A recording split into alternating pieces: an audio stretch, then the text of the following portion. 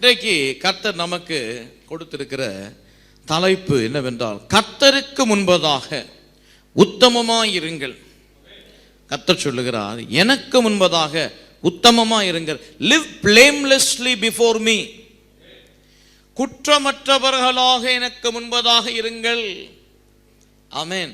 கபடற்றவர்களாக எனக்கு முன்பதாக இருங்கள். பூரணமுள்ளவர்களாக எனக்கு முன்பதாக இருங்கள். அல்லேலூயா. உபாகமம் 18ஆம் அதிகாரம் 13ஆம் வசனத்தை வாசிக்கிறேன். உன் தேவனாகிய கர்த்தருக்கு முன்பாக நீ உத்தமமாய் இருக்க கடவாய். கர்த்தர் சொல்லுகிறார், உன் தேவனாகிய கர்த்தருக்கு முன்பதாக நீ உத்தமமாய் இருக்க கடவாய். ஏன் இந்த வார்த்தையின் ஆண்டவர் சொல்லுகிறார்? ஏன் இந்த வார்த்தையின் ஆண்டவர் வெளிப்படுத்துகிறார்? யாருக்கு வெளிப்படுத்துகிறார்? எதற்கு வெளிப்படுத்துகிறார் என்பதை புரிந்து கொள்ள 9ஆம் வசனத்திலிருந்து நான் உங்களுக்கு வாசிக்க போகிறேன்.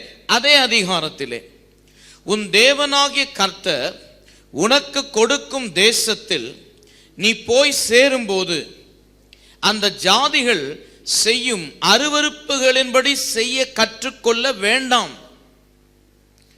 தன் மகனையாவது தன் மகளையாவது தீக்கடக்க பண்ணுகிறவனும், குறி சொல்லுகிறவனும், நாள் பார்க்கிறவனும், அஞ்ஞனம் பார்க்கிறவனும், சூன்யக்காரனும், மந்தரவாதியும், சந்ததைக்காரனும், மாய வித்தைக்காரனும், செத்தவர்களிடத்தில் குறி கேட்கிறவனும் உங்களுக்குள்ளே இருக்க வேண்டாம்.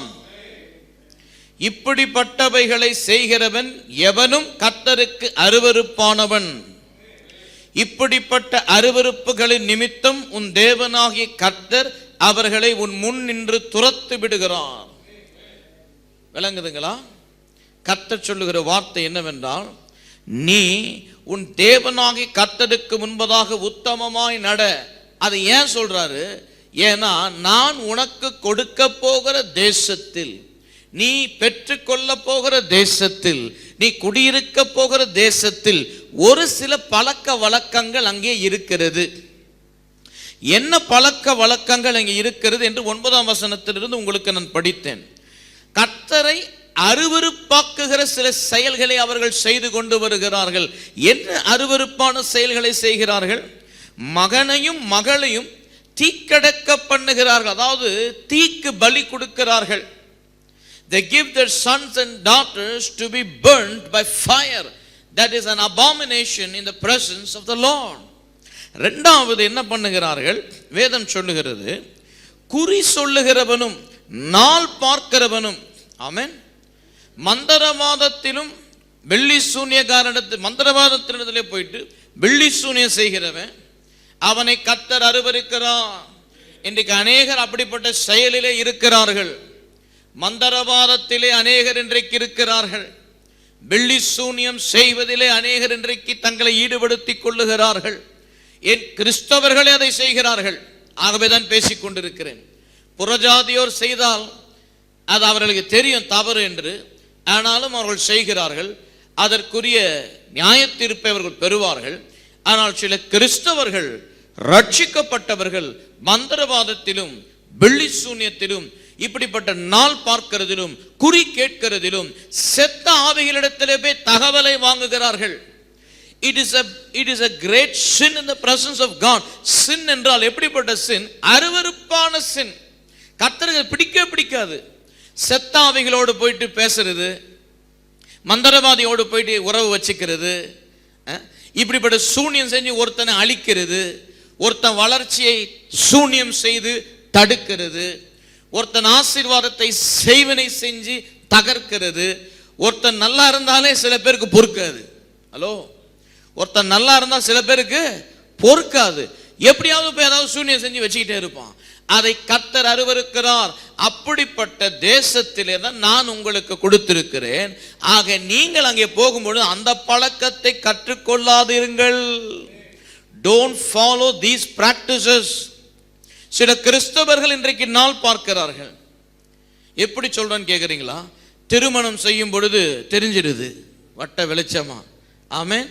திருமணம் செய்யும் பொழுது, என்கேஜ்மெண்ட் செய்யும் பொழுது சில நல்ல காரியம், இது நல்ல நாள் பிரதர், இந்த நாளில் வச்சுக்கிறான்னு சொன்னாங்கன்னா மாட்டிக்கிறாங்க. அவங்களே அறியாம மாட்டிக்கிறாங்க. இது நல்ல நாளா இருக்கு, இந்த ஏன் நல்ல நாள்ன்றீங்க? ஆமென். சில பேர் சொல்றாங்க இது நல்ல நாள், எங்கேயோ போய் விசாரிச்சிருக்கிறாங்க, எங்கேயோ போய் பார்த்துருக்குறாங்க. சில பேர் கூட பாருங்க, இந்த ராவு காலம் யமகண்டம் இந்த டைம் எல்லாம் பார்த்துக்கிறேன், இப்பதான் வந்துருச்சு, கூகுள்லேயே வந்துருச்சு. யாரும் போய் ஜோசியக்கார்கிட்ட போக, அஸ்ட்ராலஜர்கிட்ட போக தேவையில்லை, மொபைல்லே பார்த்துக்கலாம். அதையெல்லாம் பார்த்துட்டு பிரதர் நம்ம இந்த டைம்ல வச்சுக்கணும் ஜபம். ஏன்? உலகமே பாவத்திலே விழுந்திருக்கிறது, உலகமே மரணத்திலே இருக்கிறது, உலகத்தை ஆண்டு கொண்டிருக்கிறவன் அந்த பிசாசானவன். அதுல என்ன ராவு காலம்? உலகமே ராவு காலத்துல இருக்கு. ஹலோ, அந்த ராவு காலத்திலிருந்து நல்ல காலத்துக்கு மாற்றதான் ஆண்டவர் உன்னை அழைக்கிறார். ஆமென். அந்த யமனை துரத்தை தான் கர்த்தர் உன்னை அபிஷேகம் பண்ணி வச்சிருக்கிறாரு. நீங்க என்னமோ அவங்கிட்ட இருந்து தப்பிச்சுக்க பாக்குறீங்க. அவங்கிட்ட இருந்து தப்ப முடியாது, அவனை ஓட விடுறதுதான் உங்க வேலை. அவனை ஏற்கனவே சிறுவையிலே உரிந்து கொண்டு ஒண்ணுமில்லாமல் கர்த்தர் செய்து அவரை நிர்மூலமாக்கினார்.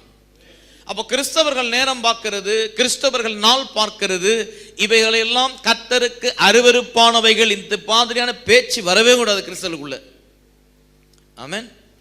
சில பேர் சொல்லுவாங்க, நான் எழுந்து குளிச்சுக்கிட்டு தான் வெளியே போவேன், ஏன் குளிக்காம போன வேலை நடக்காதா? குளிச்சுட்டு போகிறது ஒரு நல்ல பழக்கங்க, ஆனால் குளிச்சா தான் வேலை நடக்குமா? சில பேர் சொல்லுவாங்க, குளிச்சாதான் நான் தட்டுக்கிட்டே வருவேன்.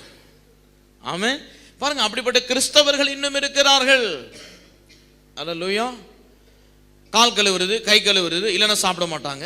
இப்படிப்பட்ட சில சடங்கு practices, old family practices follow பண்ணிக்கிட்டு அவன் கிறிஸ்தவர்கள் என்று சொல்லிக் கொள்ளுகிறார்கள். அது எவ்வளோ பெரிய கர்த்தருக்கு கஷ்டமா இருக்குது, கர்த்தருக்கு அது மிக வேதனையா இருக்கு. நான் வந்துட்டு உங்களை விடுதலை ஆக்கினேன், நான் உங்களுக்கு ஒரு அருமையான தேசத்தை கொடுக்கிறேன், ஆனா நான் சொல்லுகிறேன் நீ எப்படி இருக்கணும், உத்தமமா எனக்கு முதல் நடக்கணும். அந்த பிராக்டிஸை எதையும் ஃபாலோ பண்ணிடாத. ஏன்னா நிறைய கடையில் இந்த மந்திரவாதிகள் உட்காந்துருப்பாங்க, ஜோசியக்காரங்க உட்காந்துருப்பாங்க, நிறைய பெரிய பெரிய கடையில் லைட்டு போட்டு ஏசி போட்டு உட்காந்துருப்பாங்க. தரை தெரியாம போய் காலை வச்சிடாத, கேட்டுடாத, விசாரிச்சிடாத. ஒரு வாட்டி நீ கேட்டுட்டன்னா மறுவாட்டி உனக்கு அங்க போகணும்னு தோணும். ஸோ கர்த்தர் சொல்லுகிறார், வாக் பிளேம்லெஸ் பிஃபோர் மீ. கிறிஸ்தவனுக்கும் ஜோசியக்காரனுக்கும் சம்பந்தமே கிடையாது. சொல்லுங்க, எனக்கும் ஜோசியக்காரனுக்கும் சம்பந்தமே கிடையாது. சொல்லுங்க, எனக்கும் மந்திரவாதிக்கும் சுட்டு போட்டாலும் சம்பந்தம் கிடையாது. என்ன ஆனாலும் போக கூடாது நீங்க. அது மிகப்பெரிய ஒரு சாபத்தினுடைய இடம். என்ன ஆனாலும் ஒரு மந்திரவாதியினுடைய இடத்திற்கு நீங்கள் போகக்கூடாது. அல்லேலூயா. அது ஒண்ணு, உங்களுக்கு ஹெல்ப் பண்ணிக்கிறதுக்கு நீங்க போறது ஒண்ணு. இன்னொன்னு, மற்றவங்களுக்கு சூனியம் செய்யற எண்ணம் வரக்கூடாது. எத்தனையோ சபைகளிலே, இது வந்து உண்மையான செய்தி, எத்தனையோ சபைகளிலே ஒருத்தருக்கு ஒருத்தர் சூனியம் வச்சுக்கிறாங்க. பாஸ்டருக்கே வைக்கிறாங்க, நீங்க வேற பாஸ்டருக்கே வைக்கிறாங்க. முன்னாடி பிரைஸ் தலாடு, பின்னாடி போய் எலுமிச்சத்தை அனுப்புறது, தாயத்தை கொண்டு வர்றது, மைய பூசுறது, நெய்யை ஊத்துறது, இந்த லொல்லெல்லாம் செய்யக்கூடாது. ஆமென். முன்னாடி சிரிக்கிறது, பின்னாடி பாஸ்டருக்கே செக் வைக்கிறது. இப்படிப்பட்ட ஆட்கள் பாருங்க. இதெல்லாம் நான் சொல்றது எதற்குன்னா, ஏதோ ரட்சிக்கப்படாதவங்க கிட்ட நான் பேசல. நீங்க ரட்சிக்கப்பட்டவங்க தானே? இயேசுவை உங்க சொந்த ஆண்டவரை ஏற்றுக்கொண்டீங்களா? இயேசுவை உங்க சொந்த ரட்சகரை ஏற்றுக்கொண்டீங்களா? இயேசுவை பின்பற்றுகிறவர்கள் தானே? அப்படி இருக்கும் பொழுது உங்களுக்கும் இதற்கு சம்பந்தம் இருக்கக்கூடாது. அப்படி இருக்கும் பொழுது உங்களுக்கும் இதுக்கும் எந்தவித உறவு பந்தம் இருக்கக்கூடாது. 14, நீ துரத்தி விடப்பட போகிற இந்த ஜாதிகள் நாள் பார்க்கிறவர்களும் குறி சொல்லுகிறவர்களுக்கும் செவி கொடுக்கிறார்கள். சொல்லுங்க, நீ துரத்தி விட போகிற இந்த ஜாதிகள் நாள் பார்க்கிறவர்களுக்கும் குறி சொல்லுகிறவர்களுக்கும் செவி கொடுக்கிறவர்கள். அந்த ஜாதியை தான் நீங்க துரத்த போறீங்க.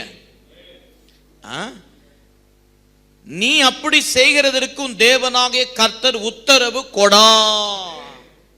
உன்னை துரத்த தான் சொன்னாரு, அவன் பண்ண வேலையை பண்ணுன்னு சொல்லலையே. ஆகவே நான் சொல்லுகிறேன், நீ உத்தமமாயிரு. அல்லேலூயா. நீ உத்தமமாயிரு. கர்த்தர் உன்னை பார்த்து சொல்லுகிறார்.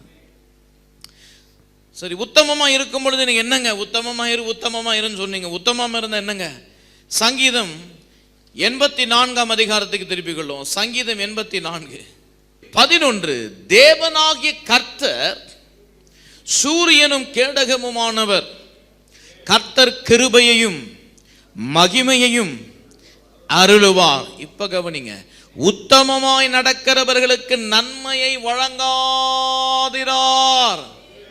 நீங்க உத்தமமாய் நடக்கிற பிள்ளைகளா இருக்கிறபடினாலே நன்மை வழங்காம இருக்கவே மாட்டாருங்க. நீங்க நாள் பார்க்கிறவங்க கிட்ட போல, குறி சொல்லுகிற கிட்ட போல, மந்திரவாதி கிட்ட போல, தவறான சகவாசத்துக்குள்ள போல நீங்கள் உத்தமமாய் உங்களை நடப்பித்துக் கொண்டிருக்கிறபடியினாலே கர்த்தர் சொல்லுகிற நன்மையை வழங்காதிரார் என்றால் நன்மையை உங்கள் வாழ்க்கையிலே கொடுத்து கொண்டே இருப்பார். அல்லேலூயா.